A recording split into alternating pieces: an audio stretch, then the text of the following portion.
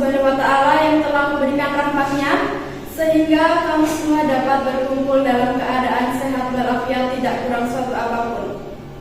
Sebelumnya perkenalkan, nama saya Tasya yang bertugas sebagai MC pada presentasi hari ini. Baik teman-teman, langsung saja kita mulai ke sesi selanjutnya, yakni pembukaan sekaligus penyampaian materi. Kepada Saudari Silvi selaku moderator, saya persilahkan. Perkenalkan, saya Silviana. Di sini saya sebagai moderator pada presentasi malam hari ini. Langsung saja kepada pengisi materi Saudari Risma, Dila, dan Dina. Assalamualaikum warahmatullahi wabarakatuh. Waalaikumsalam warahmatullahi wabarakatuh. Kami dari pemateri kelompok 1 yang akan menyampaikan materi yang mengenai keterampilan berkomunikasi. Untuk materi yang pertama akan saya sampaikan sendiri mengenai definisi keterampilan berkomunikasi. Apa sih keterampilan berkomunikasi itu? Keterampilan komunikasi adalah mencakup kemampuan menyampaikan ide, gagasan, dan informasi dengan jelas dan efektif. Dan terdiri dari berbicara, mendengar, menulis, dan memahami komunikasi nonverbal. Kecakapan atau keahlian, kemampuan atau kepandaian dalam berkomunikasi sama dengan bisa dilatih. Apa saja sih bentuk komunikasi itu?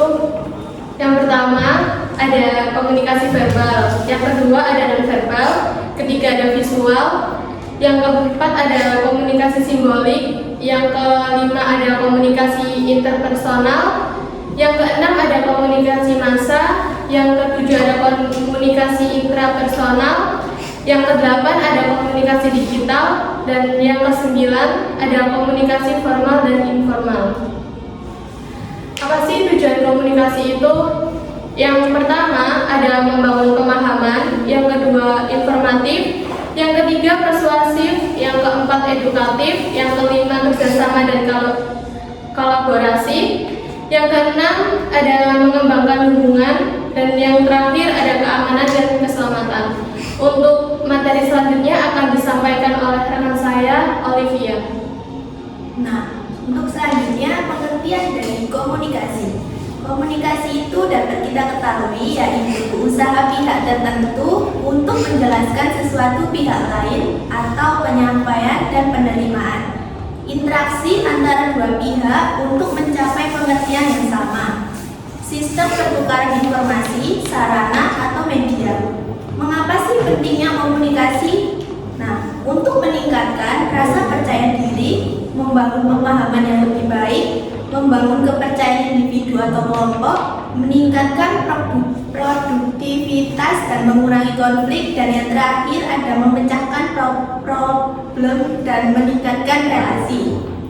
Hal-hal yang perlu diperhatikan dalam meningkatkan keterampilan komunikasi seperti menjadi pendengar yang aktif, lalu berbicara yang efektif.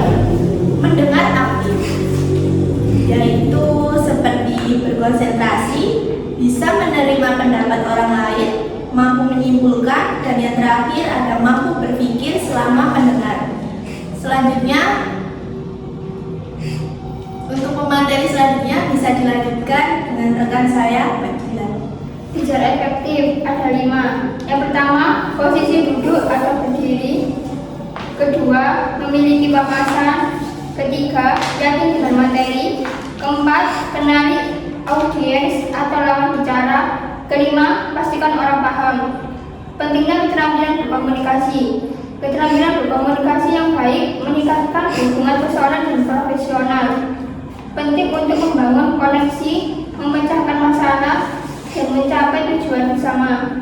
Adapun tips meningkatkan keterampilan bicara: 1. Pilih kata-kata dengan bijak. 2. Pertahankan volume suara yang tepat. 3. Gunakan bahasa tubuh yang mendukung pesan Anda. 4. Latihan berbicara di depan cermin atau teman-teman. Langsung saja kita lanjut di sesi tanya jawab. Barangkali ada yang mau menanyakan dari materi yang sudah disampaikan sama teman-teman di depan. Bisa langsung ditanyakan ya. Perkenalkan, nama saya Muhammad Rizky Ramadhani, ingin bertanya, hal apa saja yang menjadi hambatan dalam berkomunikasi? Oke Mas, saya izin menjawab pertanyaan dari Mas Rizky. Apa saja yang dapat menjadi hambatan dalam berkomunikasi? Saya menjawab ada 5 faktor yang mempengaruhi hambatan dalam berkomunikasi. Yang pertama, ada gangguan mekanik. Gangguan mekanik bisa didefinisikan sebagai gangguan yang disebabkan oleh saluran komunikasi atau kegaduhan yang bersifat fisik, misalnya gangguan dari bunyi pengeras suara. Yang kedua ada gangguan semantik. Gangguan ini berkaitan kekacauan karena kurangnya pemahaman komunikan terhadap diksi yang digunakan oleh komunikator.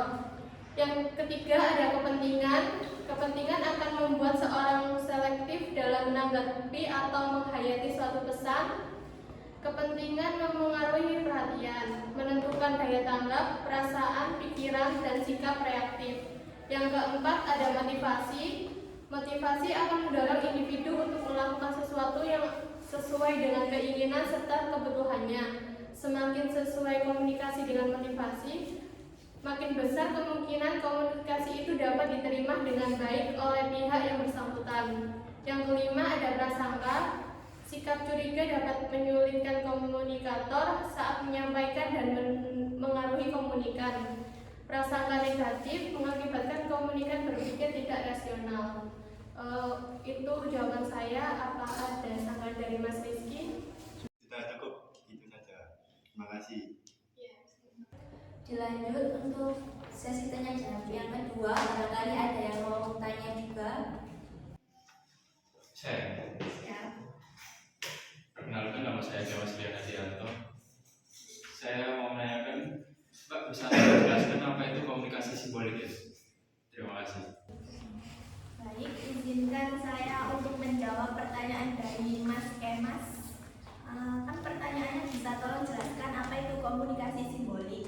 Nah, untuk itu sendiri, komunikasi simbolik adalah suatu bentuk penyampaian pesan yang dilakukan seseorang melalui simbol yang disepakati atau secara konvensional.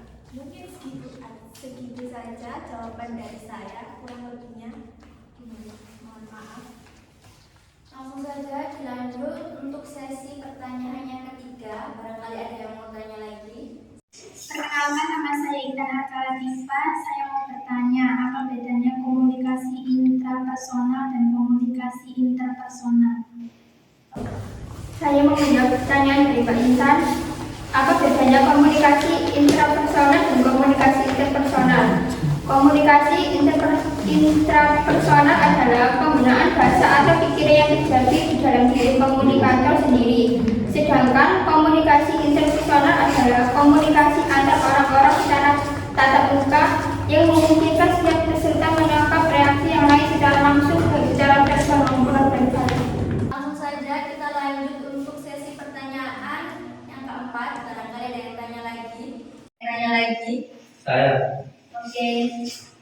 Perkenalkan, nama saya Budi Berdaus. Saya mau bertanya, sebutkan tips untuk meningkatkan keterampilan berbicara.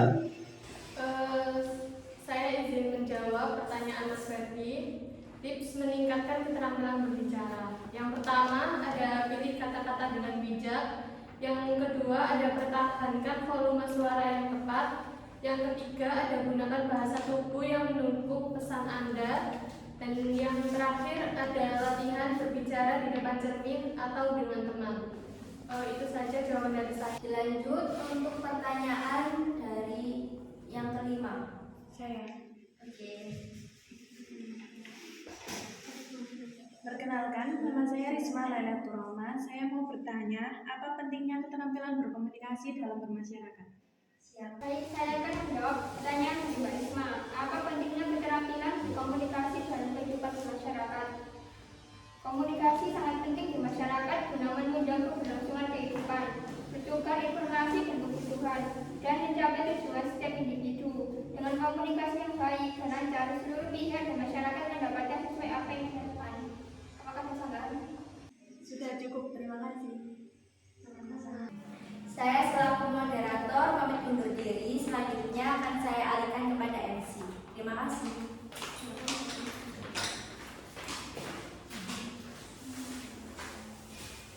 Demikian presentasi kelompok kami. Saya selaku MC pada presentasi ini, apabila terdapat kesalahan dari kami,